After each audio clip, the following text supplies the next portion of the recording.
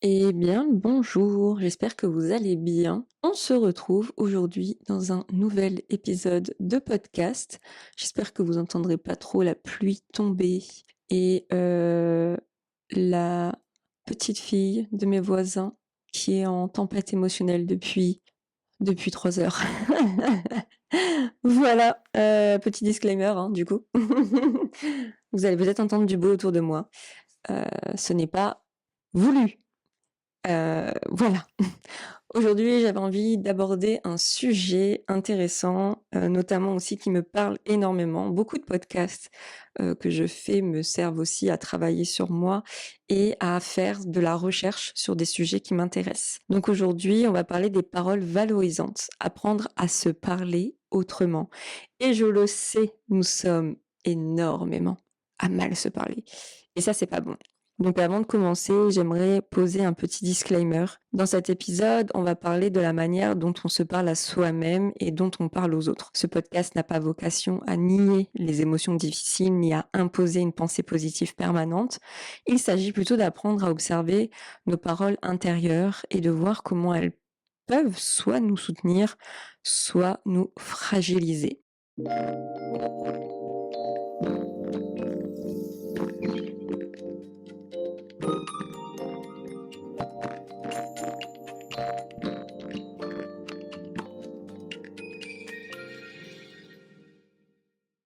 Si tu découvres ce podcast, bienvenue à toi, moi c'est Aurore. Sur les réseaux, je suis Aurore au naturel. J'ai commencé à partager sur ma chaîne YouTube en 2013 autour du soin des cheveux au naturel. Puis mes contenus ont évolué vers le bien-être, la santé globale et le développement personnel. Je suis ingénieure agroalimentaire de formation.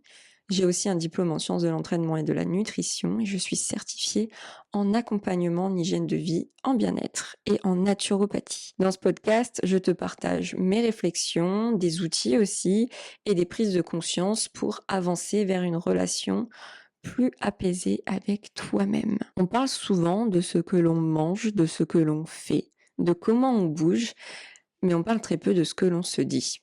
Pourtant, nos paroles intérieures sont présentes du matin au soir. Elles commentent nos choix, nos erreurs, notre corps, nos émotions. Et bien souvent, ces paroles sont dures, exigeantes, voire même violentes parfois. Des choses que l'on ne dirait jamais à quelqu'un qu'on aime. Prends un instant et demande-toi, comment est-ce que je me parle quand je vais mal? Est-ce que je me soutiens ou est-ce que je me juge, je me critique, je me presse? Pour vous donner des exemples, souvent on peut se dire que je suis trop sensible, je n'y arrive jamais, je devrais faire mieux, c'est de ma faute. À force, en fait, ces paroles deviennent une norme et on ne les remet même plus en question. En fait, pour nous, c'est un acquis et notre cerveau absorbe ces infos et ça devient normal, ça devient acquis. Par exemple, je me suis toujours dit que j'étais un être compliqué, que j'étais quelqu'un beaucoup trop complexe, que j'avais en fait des arbres de pensée beaucoup trop compliqués et que ça faisait de moi une personne pas forcément agréable ou pas forcément simple à côtoyer ou simple de vivre avec. Et en fait, je me suis rendu compte déjà que c'était quelque chose qu'on m'avait mis dans le crâne pendant des années. Et je me suis rendu compte que c'était pas forcément le cas. C'est quelque chose que j'avais ancré en moi en me disant: «Je suis compliquée, c'est pas facile de vivre avec moi, parce que ci, parce que ça, parce que j'ai des pensées en boucle, parce que, je souffre d'anxiété». Enfin, aujourd'hui, je dis que je souffre d'anxiété.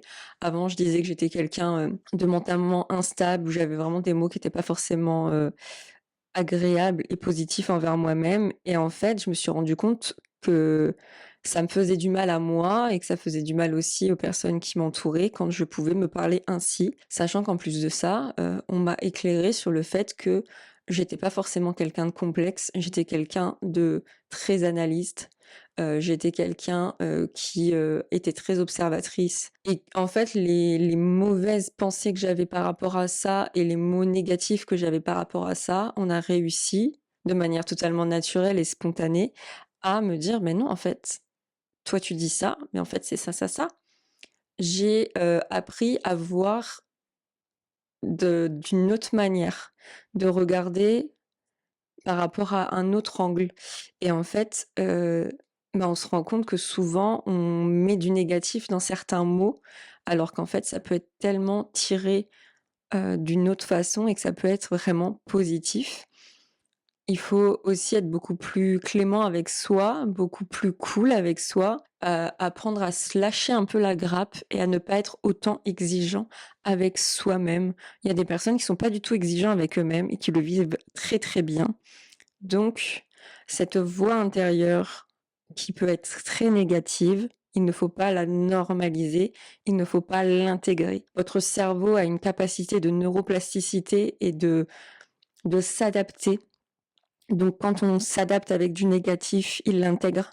Quand on commence à avoir des paroles valorisantes et positives, il l'intègre et il remodifie la plasticité en fait du cerveau.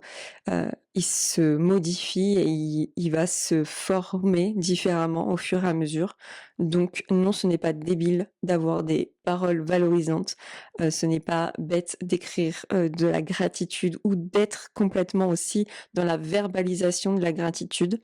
Moi, je le fais très régulièrement envers moi, envers mon chat, envers mon chéri, envers mes amis. Je leur verbalise le fait que je suis contente d'être ici, je suis contente de partager ce moment, j'ai passé un bon moment, on a eu une belle conversation. Voilà, je suis en train de divaguer, mais ce sujet m'intéresse tellement. Alors, les paroles valorisantes, ce que ce n'est pas.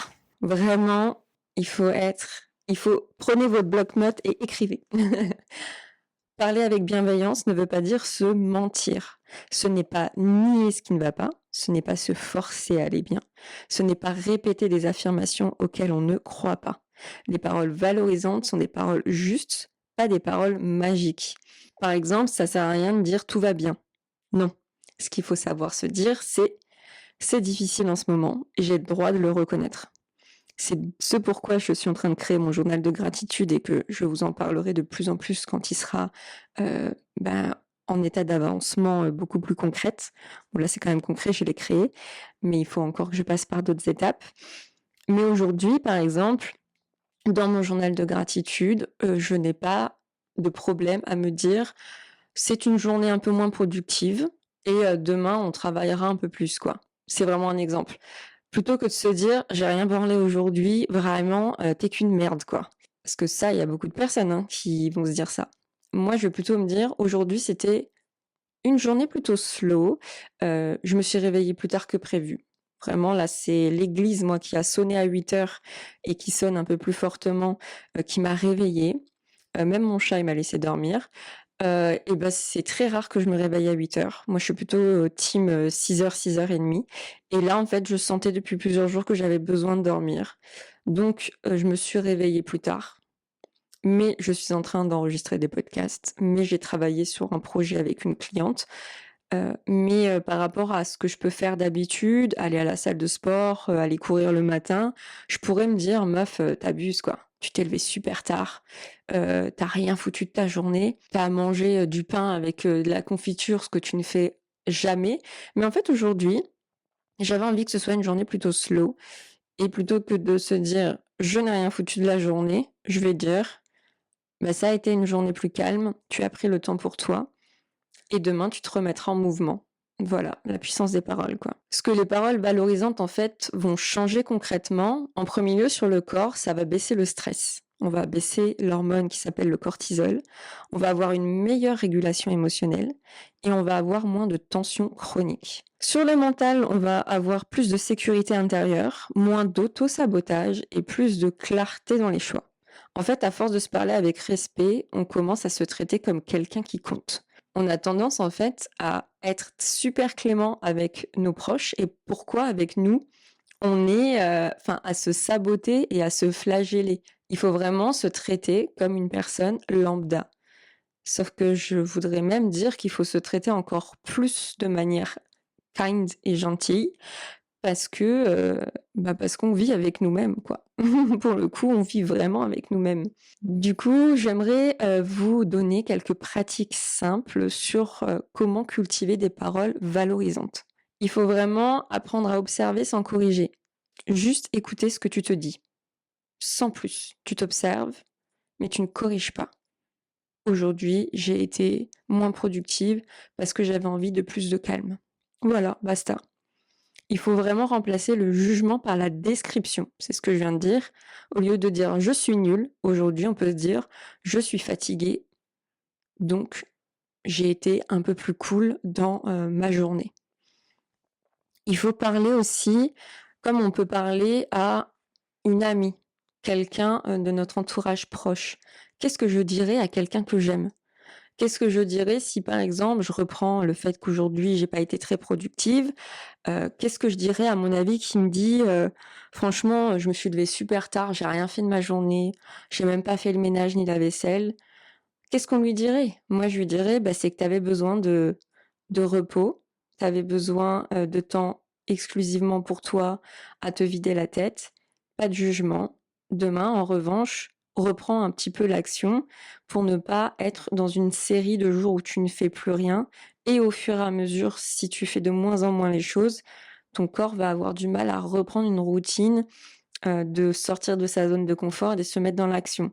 Donc fais des petites actions, aussi infimes soient-elles, laver un verre, ranger un pull qui traîne depuis 4 jours, mais sois clémente avec toi, c'est que tu avais besoin de repos. Aussi, ce que je peux vous inviter à faire, c'est utiliser des phrases ancrantes. Vraiment créer de l'ancrage. Je fais de mon mieux avec ce que j'ai. J'ai le droit d'apprendre. Je peux avancer à mon rythme.